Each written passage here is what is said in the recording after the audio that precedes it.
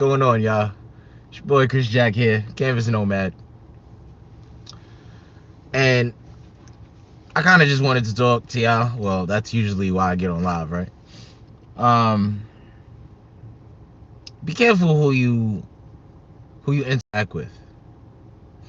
Be careful how you interact with them. You never know who's gonna be who. So I've been telling y'all about a guy that I've been having disagreements with as of late. Just in terms, I still believe he's a contrarian, but when you really get to know who they are, you get to understand like where they come from, their background, everything like that. You start to realize like you just misinformed when you meet people. You know what I mean? Like, don't judge nobody. Again, still think he's a contrarian. However, there's a reason why he is. You know what I mean? And it makes sense. It makes sense. Um, he is a person that I guess because of where he's been, he feels the need to show out more because he understands he's done something that most people haven't done. And that's, no, there's no excuse to be arrogant, but to have confidence, that's a pretty big reason, and I understand it, at least now. um Always thought he was a cool dude, but there was just certain things that we disagreed on. And that's why I always say, like, don't judge nobody.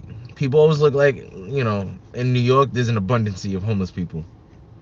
People always judge them. People always do this, that, and the third. And I feel like you can learn something from anyone. You can even a broken clock is right twice a day.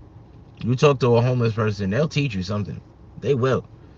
Usually, sometimes they'll be the wisest people because they're getting the real life. They are seeing human nature. They're getting psychology at a different level than everybody else because they understand how it feels to be alienated. They understand, not even survival. I think that's the obvious thing that they've learned how to do, because in New York, you will see a homeless person or a perceived homeless person, because a lot of them definitely are phonies. I've definitely seen somebody get off the train panhandling, bummy clothes, get on the same bus as me, and then get in a car.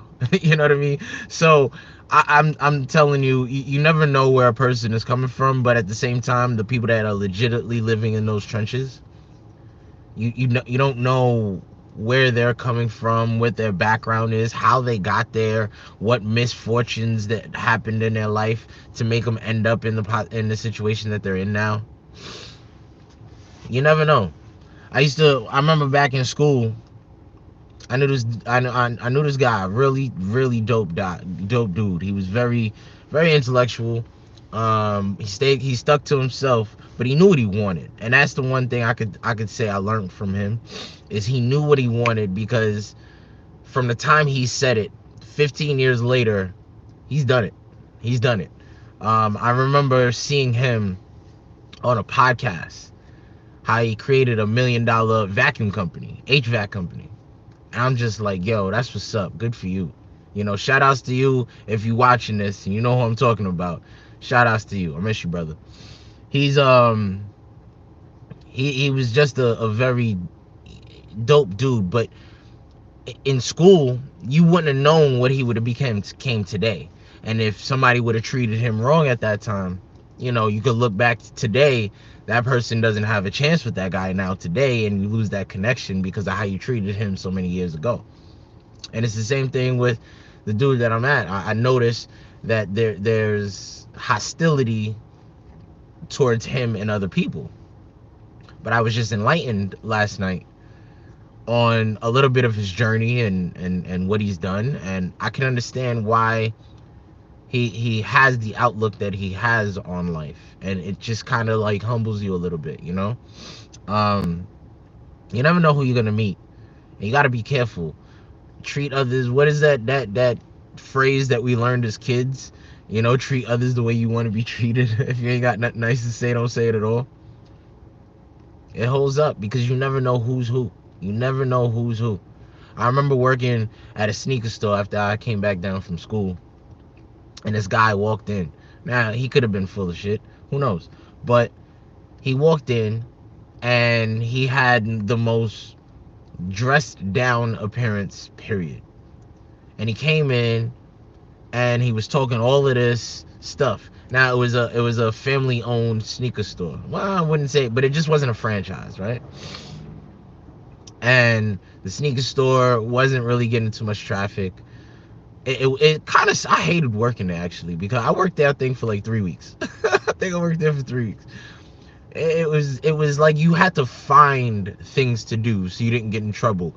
And it was like get off our backs. Like the store is clean, nobody's here, so it's not like we can kind of go out and act like we're fixing things. Like, what are you doing? Like, get chill.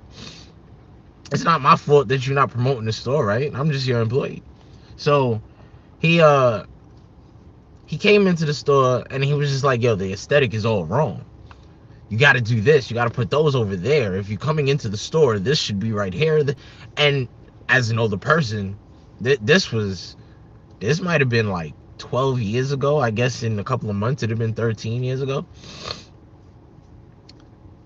Now understanding the psychology of how stores and, you know, like supermarkets, how they are laid out, and the way the aisles are built, and it's built for efficiency, so, and to maximize profit, because if they're buying that, they're probably going to want to buy this, so this should be next to that. And then you want the aisle to complement the last aisle, so you put those things next to it, so when people are like, I don't know where this, that, and the third, it's probably going to be in the aisle next to it. You put the frozen foods in certain areas, and they usually collaborate. There's like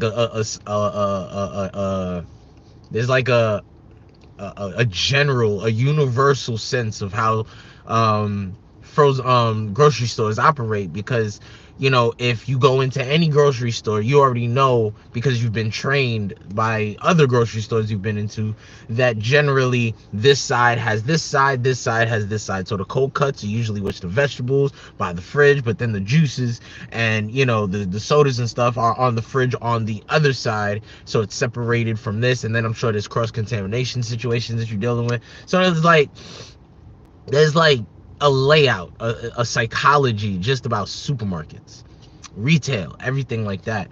And, you know, this guy came in and he was just telling everything. And, you know, one dude was just like, yo, look at this guy. He doesn't know anything. This, that, and the third. Yada, yada, yada. Come to find out, the guy's like a millionaire owning retail stores. You know, you never know who you're going to meet. And it's funny because a lot of people at the top levels of life usually don't wear their wealth, you know?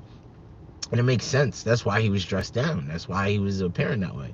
And to bring it full circle, you know, getting an understanding of a little bit more of this person's journey, I think it's this is why I love connection. This is why I love meeting people, because you really don't know until you pry open, you know, the whatchamacallit, you know, you peek behind the curtains a little bit, per se.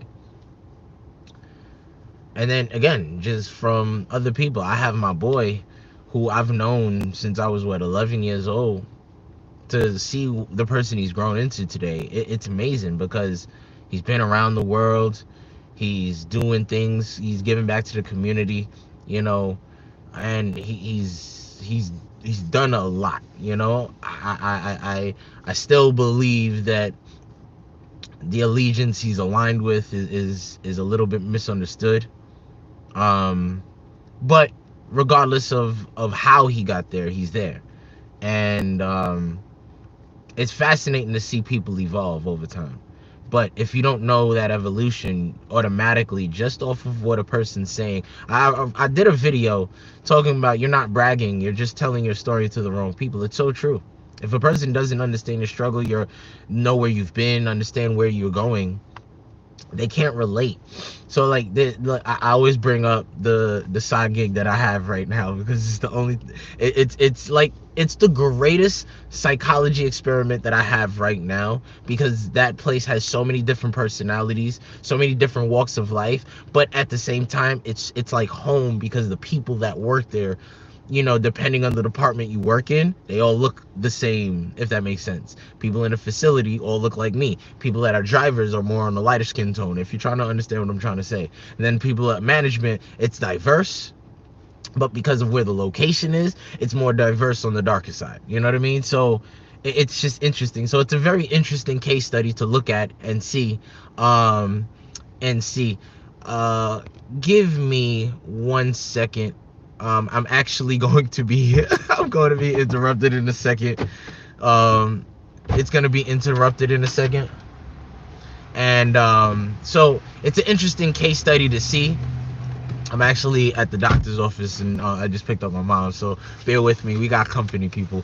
But yeah, it's just an interesting case study to see, because we again, there's so many, a diverse set of people there, and you can see different personalities, and you can see the different temperaments that everybody have, and you can see the way that people move. You can see the understanding that people don't have the same background as you. These people may all have, some may be people that had everybody has a dream. Everybody has a dream, and some people actually took the courage to pursue their dream and just maybe didn't make it, or maybe they're understood, or maybe at the end of the day, maybe it's their personality that just didn't allow them to excel to the next level, which I do feel that applies to a lot of people. But you never know who a person is until you really get down to the root. This is why I love communication. This is why I love talking to people. I love culture. I love understanding different scenarios and where people's backgrounds come from, because if I didn't get an understanding of who this guy was based on last night's interaction, it I wouldn't have known his story. I wouldn't have known his journey. And it's the same interaction we have every night. We travel, we go home together, and but this time the layers of the onion was peeled back a little bit, and I got a little understanding and a peek into a window that I now understood is just misunderstood. So be careful who you meet, because you never know who they're going to be. You never know who they're going to be. And if you're the top right now, be careful who you screw over, because you never know where you're going to be in the future. I actually know somebody who's been there, and now they're trying to find their way back in life. And they have no connections because, well, they screwed everybody over when they thought they were better than everybody else. So I just want to put that message out there. It's going to be a short live. Not trying to keep everybody, but just be careful who you meet. Be careful who you treat out there, and you never know who's gonna become who, and you never know what path a person might take to get there. And then what's funny is the people that go to the top usually have one of the hardest paths. So they've had a level of resilience that you don't even understand. So they may come across as arrogance, but really it's just confidence. Now, how they deliver it as an individual and as their personality is, that personality trait will divert them to either confidence or arrogance. And then that's how I'm saying, if you get to the top and you're an arrogant person, be careful, because you don't know when that empire might fall. And then now you're looking to the people you were arrogant to try to help lift you up, and they're not going to do it because they remembered what you did to them in the past. So just be careful out there. Never know who you're gonna meet. Again, remember, it's crazy how some of the most basic life lessons that we've learned as little kids always come back to haunt us. Treat others the way you want to be treated. If you got nothing nice to say, don't say it at all. These things do have weight. They have meaning. They have credence, because you look at certain scenarios and you're like, wow, I learned this when I was 5. But we never take those lessons at heart. We take it for granted just because we're learning them as a kid. As a kid, you don't understand what lessons you're learning. Some people do take it. Some people do have the intelligence when they're young to understand those lessons and take it farther in life. But a lot of people just kind of hear it, and because their parent said it and they're going to listen to their parent, they kind of just they use the guideline to skate by in life, but it doesn't really hold weight. until you learn the lesson. That's why they always say, a smart person learns from their mistakes, and a genius learns from other people's mistakes, because if you can learn from another person, then you know what route not to travel to better your life. But again, personal experience is the best teacher in life, so it makes sense why a person would rather learn from their own experience than somebody else's. But if you can learn from somebody else's, you'll be ahead of the pack. It's your boy Chris Jack. Like, comment, subscribe. If you made it this far in the video, boy Canvas Nomad here. You are certainly appreciated. Peace. That's not good.